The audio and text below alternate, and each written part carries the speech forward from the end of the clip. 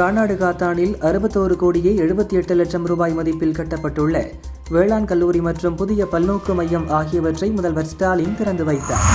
நான் கூறிய அரசு ஊழியர்கள் போராட்டம் பற்றிய கருத்து தவறுதலாக புரிந்து கொள்ளப்பட்டுவிட்டது.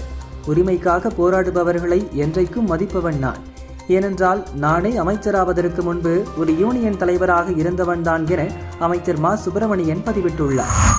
தமிழகத்தில் SIR மூலம் 97,37,000 வாக்காளர்கள் நீக்கப்பட்டு வரைவு வாக்காளர் பட்டியல் வெளியானது. பட்டியலில் பெயர் சேர்ப்பதில் 47 லட்சம் வாக்காளர்கள் இதுவரை விண்ணப்பிக்கவில்லை. இறுதி வாக்காளர் பட்டியல் February 17 வெளியாக உள்ளது. சென்னையில் கொடி கம்பங்கள் நட மாநகர இணையதளத்தில் பதிவு செய்வது கட்டாயம் என மாநகராட்சி அறிவித்துள்ளது. உதவி ஆணையர் அனுமதி அளித்த பின் SMS மூலம் தகவல் அனுப்பப்படும் என தெரிவித்துள்ளது. தைப்பூசம் மற்றும் வள்ளலார் தினத்தை முன்னிட்டு தமிழகம் முழுவதும் டாஸ்மாக் கடைகளுக்கு நாளை விடுமுறை அளிக்கப்பட்டுள்ளது.